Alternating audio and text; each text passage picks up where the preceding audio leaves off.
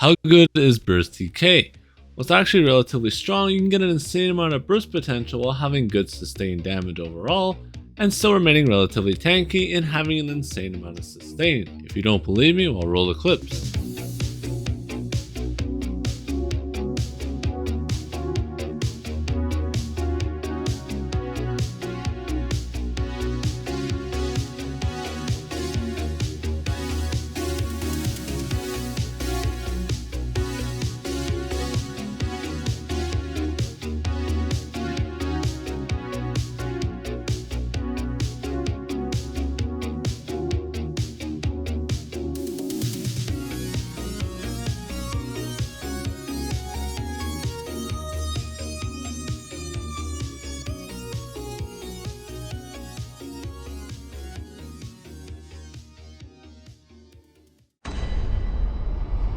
For our first skill here, it's going to be Molten Whip. Molten Whip is just a great spammable, and it's the bread and butter of a DK, just does amazing damage, nothing else to be said there. Shattering Rocks, the reason why I chose this morph is because when the stun ends, you get an additional heal, which just helps with your overall survivability, which I really like. Noxious Breath here, this is our form of Major Breach on the build, and on top of that also does poison damage. Nice little dot, which is always nice. Blood Craze here, we're running this to proc our master weapons, and you also get a nice heal from it. Flames of Oblivion, really good damage over time, plus this also grants us Major Prophecy. Savage, increase our weapon and spell critical rating by 2,629, very good. Ferocious Leap, I chose this one because I think the damage shield is really good. It's a very thick boy, and it allows you to go on the offensive while being defensive at the same time, which I think is very useful. Cinderstorm will be our flex spot for this build. If you want mobility, then this is where you would put it. I would either run Elusive Mist or Race Against Time here or Rat, but Cinderstorm is very good. If you're going to run a Cinderstorm though, I definitely recommend getting a reduced cost cliff, make it a lot cheaper, which makes the ability absolutely busted for a heal over time. Entropy here, this will be our major way of getting major sorcery, increasing our weapon and spell damage by 20% for 24 seconds, and also is a pretty nice hot. Resolving Vigor here, great heal over time, and also grants us minor resolve, very nice. Flagellating Blood heals us for a nice chunky 10,000 health, increasing up to 50% based on our missing health. Expensive though, so you can't spam it all the time, but it is a great when you're taking a lot of pressure and you get that big succulent heal. Volatile Armor, I like this more because of the extra damage it does. You could go for the other morph for the more survivability, but I think this morph is better because the damage is pretty nice. And then Corrosive Armor. Corrosive Armor is absolutely busted.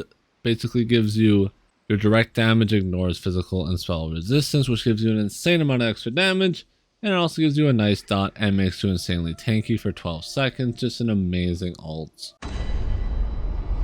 Onto our stat sheet here, running 24 points into health to get 29,000 max health, 40 points into stamina here to get 22,500 max stamina, and we are a Dark Elf for this build. Races I would recommend are Dark Elf. I think Dark Elf is just the best race for this build. It gives us the most overall damage, but you could go with something like Breton or Nord if you want. But I do think Dark Elf is the best race. Our weapon damage for this build will be 5,400 with 32% weapon critical, 2,200 matter recovery with 2,000 stamina recovery. Our physical and spell penetration is 4k, with our spell and physical resistance being at 27k with 1,700 crit resist. For our Mondays, I chose the Atronach. I chose the Atronach because I want the extra sustain it gives and whatnot, but if you don't want the Atronach, you want more damage, that's completely fine as well. Or you can also run the Lady if you want to be a bit more tanky. Smoke Bear Haunch is the food of choice, and I chose this food because I like the max health it gives and the extra stam and mag recovery. Vampire Series 3 is a must for every PvP build, and that is just simply because of this amazing passive right here on Death. Reduce your damage taken by up to 30% based on your missing HP. What that means is when you're at 50% health, you're taking 15% damage reduction, which is just super nice. And this helps with your survivability immensely. For our potions, we are also running tripods. If you want, you could run spell pots and drop entropy here. If you want to run Cinderstorm with Race Against Time, then you would just have to put a reduced Magicka cost glyph onto your jewelry. Onto our first set here will be Masters. Masters is just insane for the damage it does and the amount of pressure it can cause. And for our one hand here, it is charged with flame and Nirnholm with poison. And the reason why it's flame and poison is so we can proc our combustion passive here. While you apply burning to an enemy, you restore 1000 Magicka. When you apply poison to an enemy, you restore 1000 stamina. These effects can occur once every 3 seconds, individually of each other. So every 3 seconds you can proc both of them. This helps with your stains immensely once again, giving that extra survivability. Our back bar here running powered with a weapon damage enchant. Poisons would be better here. And then sturdy with a max stam glyph. And our back set will be Wretched Vitality. I chose Wretched Vitality because I really like how stat dense the set is and the amount of sustain you can get from it. If you don't want to run Wretched Vitality, you could also run Rallying Cry here instead, and then just put reduced cost glyphs on your jewelry. That is another completely viable option. This is totally up to you. Set here, Scavenging Demise is kind of a kinky set. When you deal critical poison damage to an enemy, you summon a Scavenging Maw, which attacks enemies after 2 seconds. The Scavenging Maw deals 13,000 poison damage and afflicts minor vulnerability for 15 seconds, increasing their damage taken by 5%. This can occur once every 10 seconds. So this is a very good set when paired with the DK, because since you cannot block Fossilite here or Shattering Rocks, you can make it so this is basically a guaranteed hit. This goes up to over 21,000 fully buffed up, by the way, if you aren't wondering. So when this hits for 21k, and you also have a whip hitting for about 15 or 16k fully buffed up, plus with all the dots and pressure, you can burst someone actually pretty reliably if you do the combo correctly. It is hard to pull off, but if you can pull it off, it feels so satisfying hitting a Scavenging Maw into a whip, absolutely obliterating your foes' HP and getting some nice juicy burst damage. For our mythic, it will be the Sea Serpent Coil. I love this mythic a lot. Gives you Major Berserk, increasing your damage done by 10%, and Major Curse, increasing your weapon and spell down by 430. The downside is you do get snared by 40% for 10 seconds, but there are ways around that, such as bunny hopping or taking the Elusive Mist here. Since this doesn't matter if you're snared or not, you can just dash around with Elusive Mist, and it will not matter whatsoever if you're snared from Sea Serpent Coil. You can still move around relatively freely. For our enchants here, they're going to be all infused weapon damage glyphs here. Like I said though, if you wanted to drop Wretched Vitality and run Rally here, then I would just add some reduced cost glyphs here instead, and that should help you out just fine. Our one piece here will be Baron for the extra stamina and mag recovery. I just like the extra sustain this gives, and that's why I personally like to run it. We are running one heavy reinforced on our helmet, a heavy reinforced chest piece, a medium hands, medium belt, medium shoulders, heavy legs, and heavy shoes here.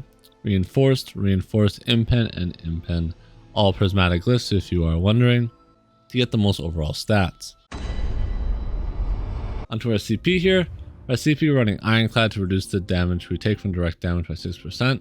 Wrathful Strikes here. This increases our overall damage on all our abilities, and our Scavenging Maw, which I really like for the extra damage and burst potential this can give us. Deadly Aim once again does more, and Master and Arms for more damage. Sustained by Suffering here.